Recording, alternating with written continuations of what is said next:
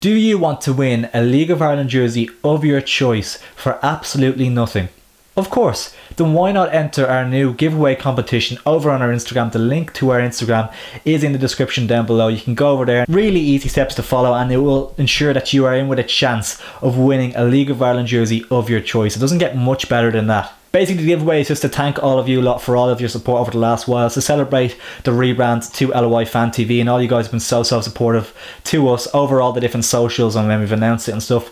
Really appreciate all the people that have got in touch with us through messages and left comments and stuff. It means the world to us. It really does. So yeah, as I say, go over to our Instagram and the giveaway is there for you lot to enter. I believe you have until Saturday midnight to enter, and I think the winner will be announced on either the Sunday or the Monday. So yeah, go get involved. In today's video, we're going to be doing predictions for Game Week 5 in the Premier Division, and we're also going to be jumping down to the First Division to look at Game Week 4 as well. If you do want to enjoy the video, do smash a like on it. If the video can hit 60 likes, that would be greatly appreciated, and it will also show me that you lot are enjoying these Game Week predictions, and I'll keep bringing them to you on a weekly basis, because they're good crack to make, and just making a few predictions. And I think it was either last week or the week before, I got like 3 correct score lines, which is pretty good. Like, you'll take that. So yeah, if you want me to keep bringing these scoring predictions, I'm gonna have to see it hit 60 likes to see that you guys do enjoy it and are engaging with it. And yeah, leave the comments down below for what score you think all the games will finish. But yeah, let's jump right into it. At the RSC, Waterford play host to Bohemians.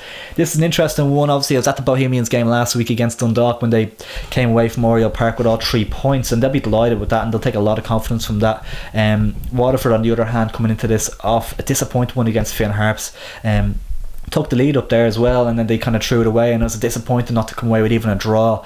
They conceded that last minute goal, David Webster in the last second, scoring the winner there. So yeah, that's 3 points Waterford have now from 4 games, and Bohemians haven't been great this season, but I think the Dundalk win will give them a massive boost, and then if they can get 2 wins in the trot, they will really start to build some momentum, you feel. So I feel the likes of Liam Burke could cause a lot of problems for Waterford here. I know Ross Tierney was really good against Dundalk, Keith Ward, Dawson Devoy. There's a lot of really talented players. Both can rotate the midfield as well. I know Dawson Devoy didn't start against Dundalk, so they can kind of rotate the midfield and have a lot of quality still on the pitch, and I think that'll be enough. I think they'll win this one 2-0. I think Georgie Kelly could get a goal in this one as well. Obviously, he scored a 2nd goal of the season against Dundalk. I know it's a penalty, but I feel like any goal can just get strikers round to go, and I feel like he is one that they're playing the system around him to suit him, I think, and they're going to play to his strengths. I don't think Pats maybe did that as much last season. I think Bows will play to Georgie Kelly's strengths, so I think he'll get on the score sheet again. I'm going to go for Waterford 0, Bohemians 2. Next up, Derry City face Drogheda United, and Derry desperately need something from this game. It's nearly essential that they don't lose. They've obviously lost their first 4 of the season, and losing becomes a habit, and Declan Devine will certainly want to kick that into touch and pick up a point here, and I think they will nick a draw. I think it'll be a 1-1. If I had to put the scoreline on it, I think Drogheda will, of course, come into this full of confidence. They have 8 points from their opening 4, which is brilliant. Tim Clancy will be delighted with that, and they definitely deserve it. And if you look at how far ahead they are of their fellow promoted side Longford, it really showed last week when they went to Bishopsgate and won 4-0. Really comprehensive victory, and they're looking really good. I don't think it's too bad a result for them to go to Derry and take a point back to Drogheda. I think they'll go there full of confidence and think they can win the game, but I don't think they'll be overly displeased with a point. So I'm going to go for a 1-1 draw there, Derry to maybe just stop the rot. Next up, we have Dundalk against St Pat's. Now Dundalk, similarly to Derry, have had a dismal start to the campaign, and obviously 2 sides that you'd have expected to be up there nearly. I put Derry 4th in my predictions, which looks a long way off at the moment. I had Dundalk in 2nd as well, which also looks a long way off. Obviously it's only 4 games in, but the signs are worrying for both sides, and they're facing, if Dundalk could pick any team to face right now, I'd say St Pat's is probably the last team on the list. Maybe arguably Shamrock Rovers as well, but St Pat's are probably arguably the last team you'd want to be playing right now. In such good form, Robbie Benson's flying, they're just playing really well at the moment. Ronan Coughlin scoring goals. It's going to be a tough game for Dundalk this. I think St Pat's will obviously come into it full of confidence. They had their win against Derry in their last game, and they've been phenomenal so far this season. Dundalk, on the other hand, coming in off the Bows game, they did create chances, and maybe it's not as bad as it seems, because it could be a different story if Andy Boyle Boyle's header is 2 inches below the bar instead of hitting off the crossbar. Stanton's header goes in. If they get the penalty in the last minute, they had chances, and you kind of forget that a little bit. This was a clear Stonewall penalty as well, in fairness. So maybe Dundalk are being a little. You could talk for hours about their problems. I know their off-field problems are much worse than probably their on-field, and it's kind of seeped onto the on-field, even, you could say. But I think Dundalk will probably draw this one. I think there could be goals. Now I'm going to go for a 2-2. I'm expecting a few goals in this one. St. Pat's will score in this game, no doubt about it. I'm going to probably go for a 2-2 draw. I think Dundalk definitely have it in them. I think we'll see a reaction. I know they called a team meeting, didn't they, to discuss the poor start to the campaign, and I think we'll see a reaction from that. But I don't think they're good enough in current form to beat St. Pat's, so I'm going to go for the draw on this one. Next up we have the champions, Shamrock Rovers, who play host to Longford Town, and this one is a complete foregone conclusion. I think it's probably the only one this weekend where you could comprehensively say for sure that this is going to be the result. It's going to be a home win, no doubts about it. To be honest, Longford will go there, they'll sit 10 men behind the ball, they'll try and stay in it for as long as they can, but it's going to be inevitable that Shamrock Rovers will break through them and score. They've just got too much quality. Longford, worrying. The game against Sligo, lost obviously 1-0. I think Tig said I'm cautiously optimistic after that. It's going to be interesting to see how they react to that, because it's all well and good coming into the campaign and when you're winning games and drawing games and everything's happy days, but when you're on the back foot and then you're trying to react to a loss, they got battered by Drogheda, and it's worrying. It's worrying because Drogheda is arguably a team that they'd potentially look at that game and think that's a game you can get points from. Because this season is, I don't think Longford players, I don't think their fans, I don't think their manager, I don't think anyone's under any illusions about how difficult this campaign's going to be. There's going to be rough periods, and there's going to be a lot of pain, and some really disappointing results that you could say, but they're under no illusions about their task for this season. I think we talked to Kieran Burke from Between the Stripes at the start of the season. He said he'd take 9th place, and I think that's fair. I think Darragh Doyle would secretly probably take that as well. So yeah, Longford under no illusions about how difficult this season's going to be, and they just need to stick together, ride out the tough moments together, and just try and pick up points where they can, target certain games where they can pick up points and hope that it's enough to either secure 8th or 9th position and try and stay up that way. But it's going to be a tough season. I'm going to go for a 3-0 Shamrock Rovers win in this one. Just the likes of Graham Burke, you saw his goal against Derry, just so much quality, really impressed with that goal. Obviously that'll be one we'll see back for months now, and at the end of the season it will be considered a goal of the season contender, no doubt about it. Rory Gaffney's scoring goals, Danny Mandrews looks sharp, and the likes of Chris McCann and stuff. They'll just be too good for Longford. And it's not anything against Longford, but Rovers will just be too good. They can rotate their squad a little bit maybe in this one as well. They'll be too strong. 3-0. And the final game of the weekend in the Premier Division is Sligo Rovers playing host to Finn Harps, and that's an absolutely cracking game. Fantastic, can't wait to watch that, to be honest.